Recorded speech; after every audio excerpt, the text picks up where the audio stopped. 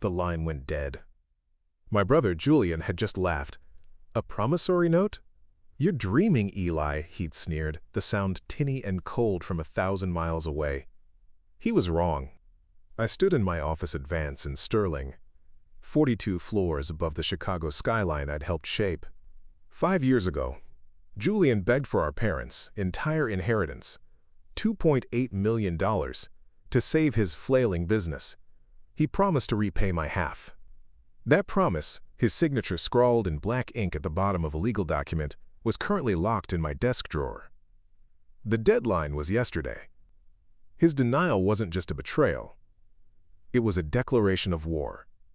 A war he had no idea how thoroughly I had planned for. I didn't waste a second. I swiveled in my leather chair, the city lights a blur, and dialed a number I hadn't used in 3 years. A voice, smooth as polished granite, answered on the first ring. "Mr. Vance, I trust this isn't a social call." "It isn't, Marcus," I said, my own voice steady, a mirror of his calm. "The contingency we discussed is now active." Marcus Thorne wasn't just a lawyer. He was a financial predator, the kind you hire when you want to leave nothing but scorched earth behind. He specialized in asset seizure, with a surgical, almost artistic, cruelty. I'd met him during a hostile takeover bid on a client's project and immediately recognized his value. He was a weapon, and I'd kept him on a quiet retainer ever since, specifically for this day. "Julian Vance, correct?" Marcus's tone was devoid of emotion, a clinical assessment. "The promissory note for $1.4 million, plus accrued interest at 7%, compounded annually." "The very same," I confirmed, pulling the document from my drawer. "Consider it done," he said. "I'll begin the seizure process at dawn." His accounts will be frozen before his morning coffee is brewed. Hanging up, I stared out at the unblinking lights of the city. The calm before a perfectly engineered storm. 5 years. To Julian, it was a lifetime. To me, it was a grace period. I remembered the day he'd asked for it. We were in our late father's study, the air thick with the scent of old leather and pipe tobacco. Julian, then a wreck of a man, his usual charisma frayed at the edges, had spread his failing company's financials across the polished mahogany desk. He looked cornered, desperate. It was a look he'd perfected since childhood. Julian was always the sun, and I was the shadow he cast. Our father, a stern, self-made man, admired my discipline and my blueprints, but he too adored Julian's easy charm and wild stories. Our mother simply enabled him, bandaging his scraped knees and, later, his credit score. When they passed, their will was simple: divide everything equally. A final, naive act of faith in their son's bond. "Eli, I'm ruined," Julian had pleaded, his voice cracking. "The import business, a bad shipment, crooked partners. It's all gone. But I can save it. I can turn it all around. I just need capital. Our capital." He didn't ask for a loan. He asked for everything. My half, his half, the full $2.8 million. He painted a grand vision of a triumphant return, of making our family name synonymous with success, of making our father proud. It was the same script he'd used his entire life. I listened, unmoved. I'd paid for his first car, bailed him out of a gambling debt in college, and co-signed on the apartment he'd trashed. I was done. "No," I said. The desperation in his eyes curdled into something ugly. But then he recalibrated, the charming Julian resurfacing. Okay, he said, holding up his hands. "A loan. Just your half. I'll pay it back, Eli, every cent, with interest, I swear on Dad's memory." That was his mistake, invoking our father. "Fine," I said, opening my briefcase. I slid the promissory note I'd already had drafted across the desk. "You want my half? You sign for it, legally." He stared at the document, then back at me, a flicker of disbelief, then amusement. "A contract? Between brothers?" He let out a short, incredulous laugh. But he was trapped. He picked up the pen.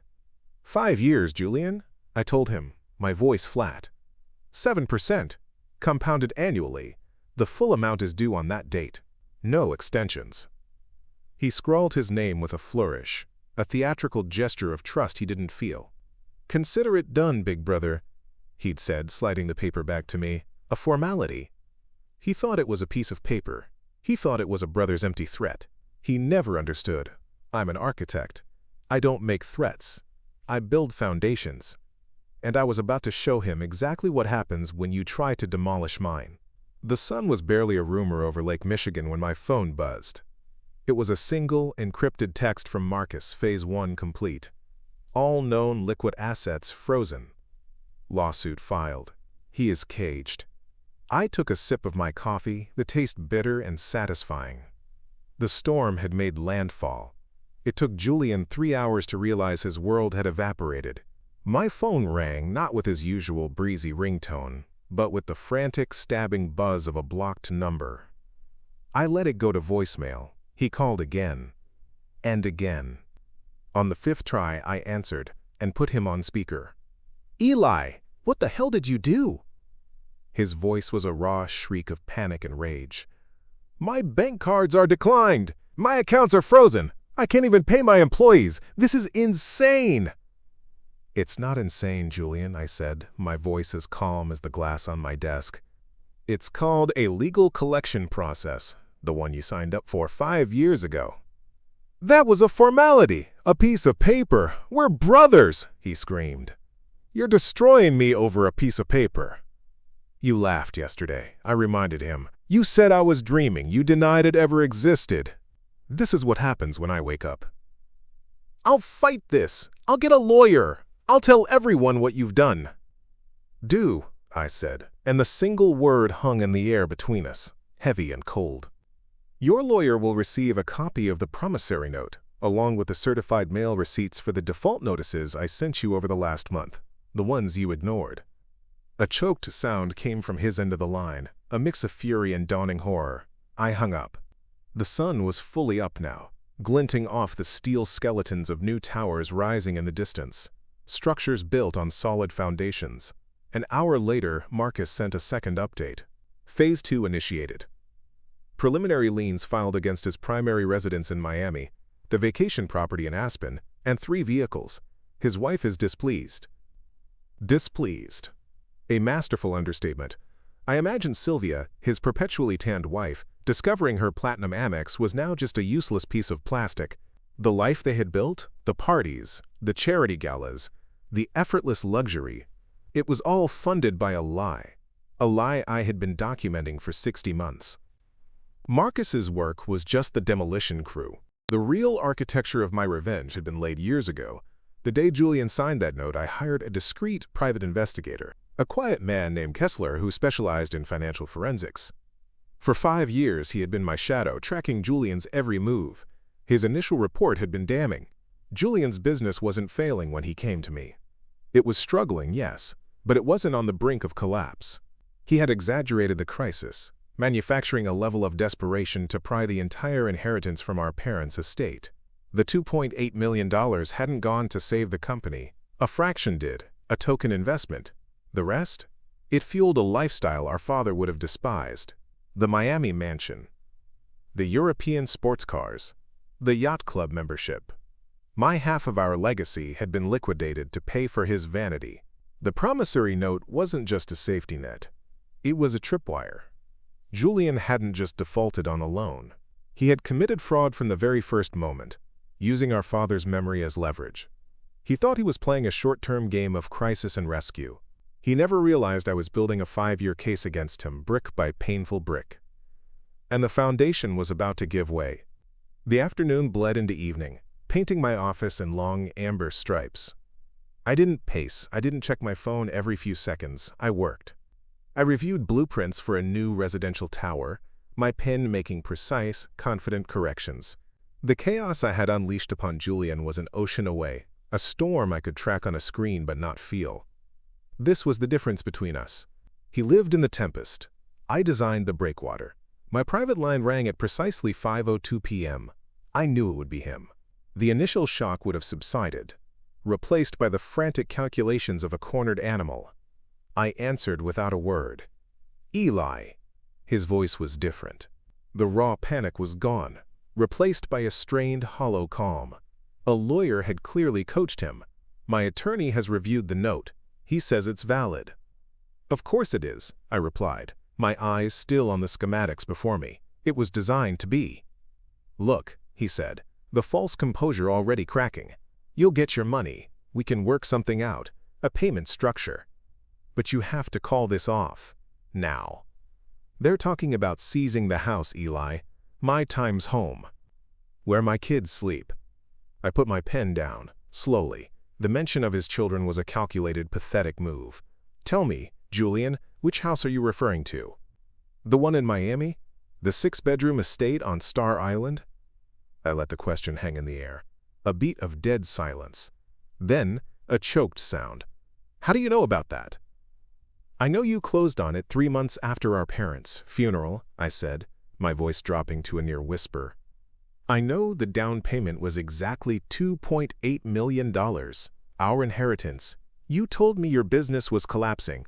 You swore on Dad's memory you needed the capital to save it." The silence on the line was now absolute, a vacuum where his lies used to be. "The business wasn't failing, was it, Julian? It was just inconvenient. It wasn't funding the life you felt you deserved. The life you bought with my half of everything our parents worked for." I picked up my pen again, the weight of it familiar and grounding. "This isn't about a defaulted loan. This is about fraud. You didn't just borrow from me. You stole from them, using me as the key to the vault." I could hear his breathing, shallow and ragged. He had thought this was a business dispute between brothers. He was only now understanding that he was standing in a demolition zone and I was the one holding the detonator. "I'll be in touch," I said, and ended the call. The silence that followed the call was more profound than any noise. It was the sound of a perfectly executed demolition charge settling into the bedrock of Julian's life. There was no joy in it, no thrill, just the quiet satisfaction of a complex calculation proving correct. I turned back to my work. The blueprints for the new tower, a welcome landscape of logic and order. Every line, every measurement had a purpose, just like every action I had taken. The financial assault was phase 1. It was loud, chaotic, and designed to induce panic. But panic is a temporary state. Julian was a creature of surfaces, of perception. His true foundation wasn't his bank account. It was his reputation. His carefully constructed image as a charming, successful family man, a pillar of his Miami community. That was the next support beam I had to kick out. I opened a secure file on my laptop, one Kessler had updated just last week. It was a digital map of Julian's life. Inside, a folder labeled Social. I clicked it open. Photos of Julian and Sylvia at galas, their smiles as bright and hollow as camera flashes. Newspaper clippings mentioning Vance Global Imports as a generous sponsor. At the center of it all was Sylvia's pet project, the Children's Benevolence Gala, the most exclusive, high-profile charity event in South Florida. Sylvia wasn't just a guest. She was the chairwoman. It was the source of her power, her social currency, and Julian's company was its lead sponsor. I picked up my phone and dialed Marcus. "An update?" he asked, his voice crisp. "A new directive?" I corrected. "I want to make a donation." A pause. For the first time, I heard something other than clinical detachment in Marcus's silence. It was curiosity. "Go on." "An anonymous donation of $250,000 to the Children's Benevolence Gala in Miami," I said. "But it comes with a legally binding condition." "Which is?" "The donation is contingent upon the board commissioning an immediate and fully independent forensic audit of its primary corporate sponsors from the last 5 years. The audit is to ensure the charity is not exposed to financial impropriety or reputational risk from its donors." Marcus was silent for a full 5 seconds. When he spoke, his voice was laced with a professional, almost chilling admiration. "You're not just freezing his assets, Mr. Vance. You're making his name radioactive." "The board will have no choice. They can't risk turning down $250,000. And they can't risk the scandal if they ignore the warning and something comes out later."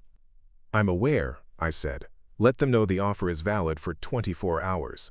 And you can suggest they start with Vance Global Imports. Mention that recent legal filings suggest a certain liquidity crisis." "Consider it deployed," Marcus said. The line went dead. I had just weaponized philanthropy. I had turned their greatest social asset into a Trojan horse. Julian's name, once proudly displayed on a banner in a grand ballroom, would now be whispered in panicked board meetings. The very people he sought to impress would now be the ones investigating him, desperate to distance themselves from the coming stain of his collapse. It didn't take long. Less than a day. The afternoon sun was casting long shadows across my office when a call came through on my private line. The number was unfamiliar, a Miami area code. It wasn't Julian. I knew, with absolute certainty, who it would be. I answered. Elias Vance. Elias? It's Sylvia. Her voice, usually a languid, self-satisfied purr, was thin and brittle, stretched to its breaking point. What have you done? I'm not sure I follow, I said, my tone deliberately neutral. The gala, the board, they had an emergency meeting. An anonymous donor, an audit they're talking about. They're talking about dropping Julian as a sponsor. They're asking questions, Elias. The carefully constructed poise was gone, replaced by the naked fear of a queen watching her castle crumble. This is my life. These people are my friends. You're humiliating me. Your humiliation, I said, my voice dropping, losing its professional veneer and taking on a hard, personal edge, is a secondary symptom of a primary disease. The disease is your husband's fraud. Fraud? This is a family matter, a loan between brothers, she shrieked. Was the Star Island mansion a family matter, Sylvia? Was the 60-foot yacht a family matter? Did you ever once ask where the money was coming from? Or did you just not care, as long as the champagne kept flowing? A sharp intake of breath on her end. She hadn't expected this. She thought my attack was on Julian, the businessman. She hadn't realized she was standing in the blast radius. You have to call it off, she pleaded, her voice cracking. Whatever you want, Julian will pay it. Just stop this. Please. I leaned back in my chair, looking out at the city I had helped build. A city of steel and glass and concrete, built on unyielding foundations. This is no longer about the money, Sylvia, I said, and the words were as cold and final as a closing vault door. This is a structural correction, and I'm not stopping until the entire condemned property is demolished.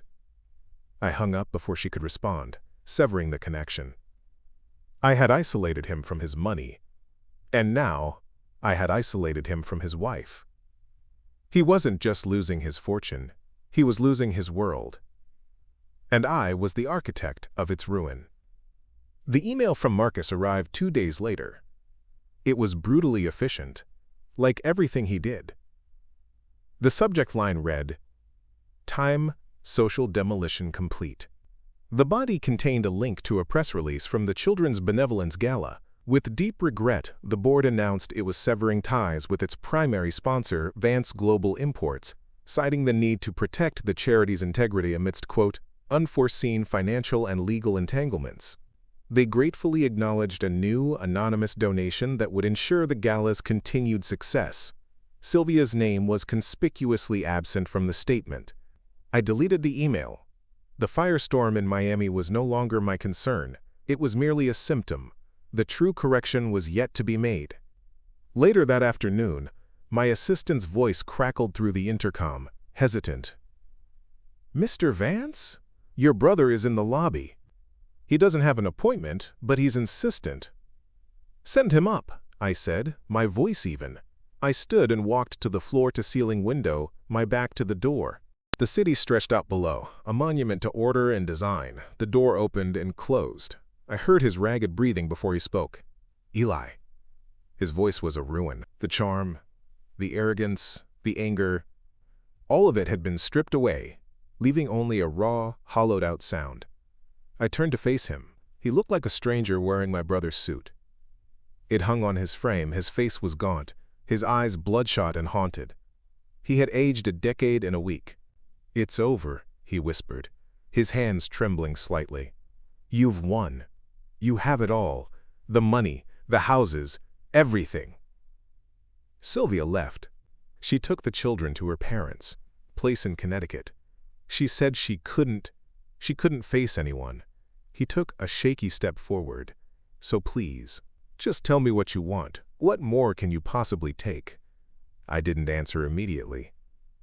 I walked past him to a set of flat file cabinets against the far wall, the kind used for architectural drawings. I pulled open a long, thin drawer, the metal runner sliding with a whisper. I removed a single roll of blueprints, tied with a simple black ribbon. I walked back to the large oak table in the center of the room and unrolled them. The paper was heavy, the lines drawn with a familiar, precise hand. My father's. "I don't want anything from you, Julian," I said quietly, my gaze fixed on the drawings. "I never did." He stared, confused. "What is this? Another one of your buildings?" "No," I said, looking up at him. My voice was devoid of malice, a simple statement of fact. "This is Dad's. He drew these the last year of his life. It's the plans for the Vance Memorial Wing at the Chicago Children's Hospital, a new pediatric oncology unit. It was his final project. The thing he wanted his name attached to forever." Julian's face was a mask of incomprehension. He looked from the plans to me, his mind struggling to connect the pieces. "He never told you," I continued, "because he knew you. He knew you'd see it as a waste. He made me his executor for one reason: to see this built. Our inheritance wasn't for us, Julian. It was the seed money. The entire $2.8 million was meant to establish the foundation that would fund its construction." The color drained from Julian's face. He finally understood.